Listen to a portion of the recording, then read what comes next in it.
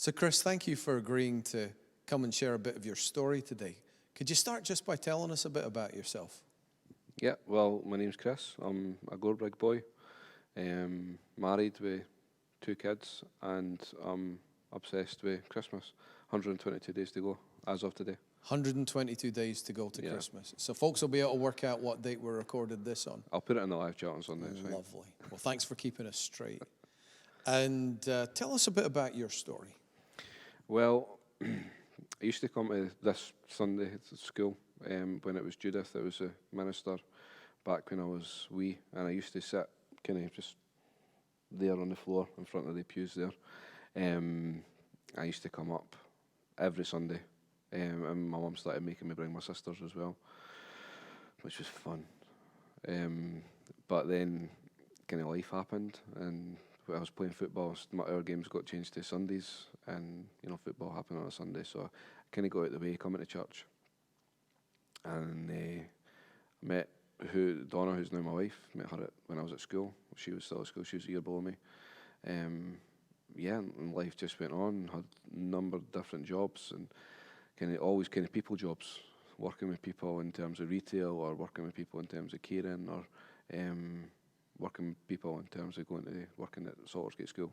And now I work up at Gorebridge Primary School.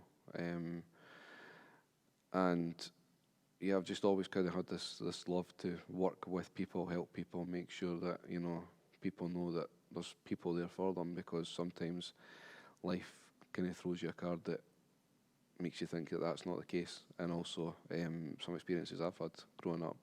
I'm not saying I've had it the worst, but because there's people out there that have had it a lot worse than me. But if there's something I can do to help people and make them realise that no matter what, there's always love, and there's always somebody there for them, no matter how hard it is to see it sometimes, then I'd like to think I'm trying to do something right.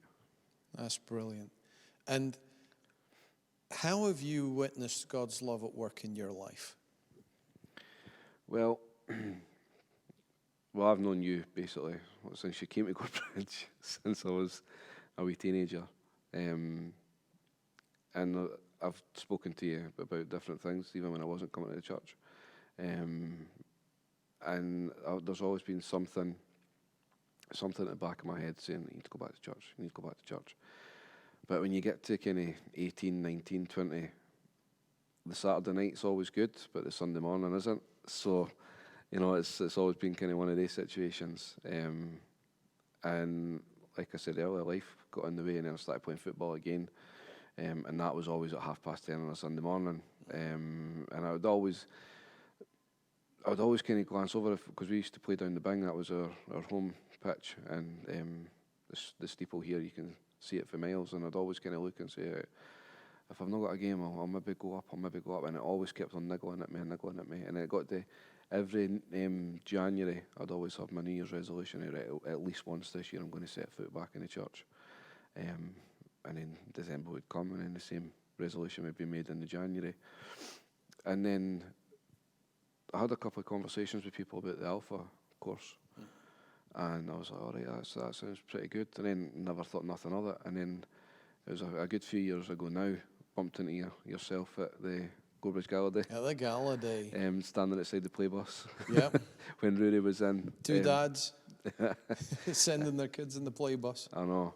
And it was, I don't know how long we talked, but it was a good while. And you told me it started in September, the current Alpha course that was coming. And I thought, all right, okay. I'll maybe go along and see what's what. And that was in June, middle of June. So I had all summer. I went back to school in the August, and the teacher I was working with, she's an elder up at Pennycook South, the one beside the Happy Castle. Right. And she was saying, no, go. I want you to go. What have you got to lose? And they offer of free food. I was there. Funny story is, though, I never knew about the free food. And I quickly made myself some risotto before I came down, wolfed it down because Donna was late in for work. Came in and sat and had 2 helpings of lasagna, so it was good. That was a good night. It was a good night.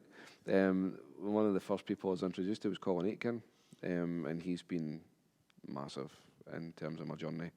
And I thought, you know what, I'm going to come back the next game week And then within a couple of weeks, I think I missed one because I had a prior engagement, but I was there all the rest of the time. And within a couple of weeks, I was arriving early to help set up. I was staying late to help clear up. I was trying to get involved with the questions as much as I could. I was trying to get involved in the discussions as much as I could. I was just absolutely loving my Thursday nights.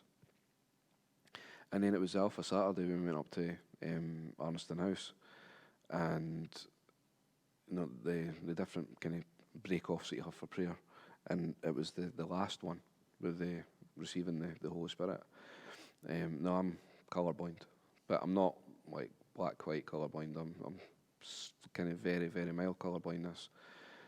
And you put your hands on me, and I think Colin put his hands on me and prayed, and it was like, when you go to the cinema and you got the Odeon sign and you see all the kind of powder paints, and it's all this vibrant colours, and that's what it was like. That's the only way I can kind of describe it. It was just amazing. I felt this warmth over me, and it was like something had been lifted for me that was weighing me down, that I didn't know at the time was weighing me down. And I can remember you said to me, well, I'll see you on Thursday. And I says, no, I think I'll see you sooner than that. And next again day I was here, parked up the back. And that's where I've kind of been sitting ever since. And the first day I came on my own. The second time I came, I brought my daughter Kaylee, and she absolutely loves it. And she loves God like wholeheartedly, and it's such a beautiful thing.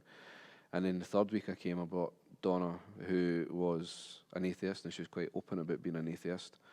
And she used to, it was funny because she would say she was an atheist, but I'll come back for Alpha and I'd tell her what we talked about, and she'd say, oh, ask Mark this question and ask Mark that question. And I used to think that you would think I was just making this stuff up to be awkward, but it was genuinely her questions.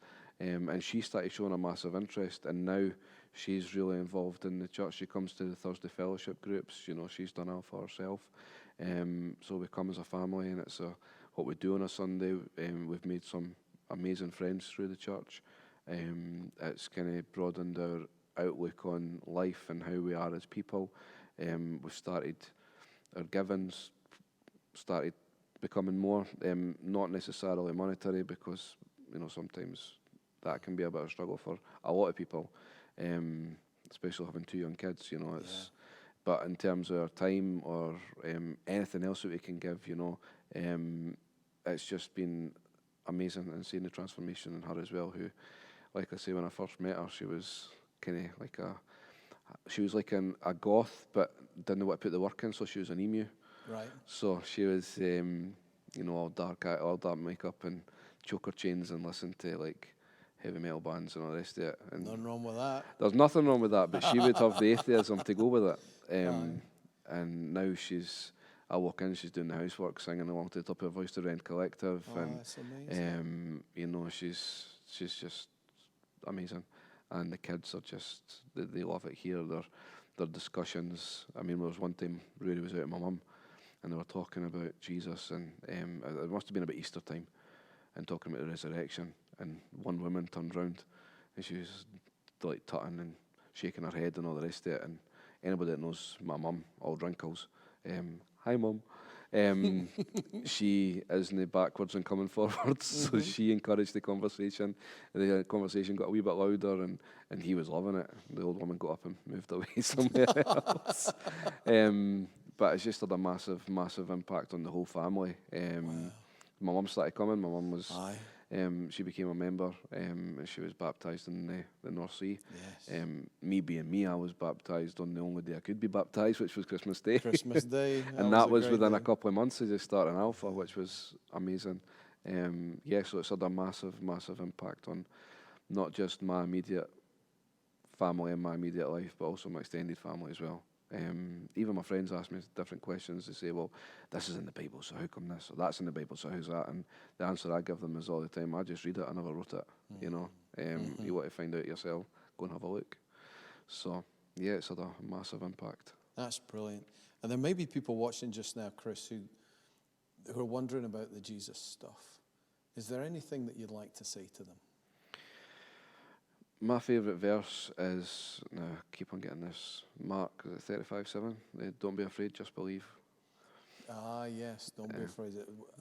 Mark 10, Yeah, 30 said that. I'm sure that's we'll need to look that up.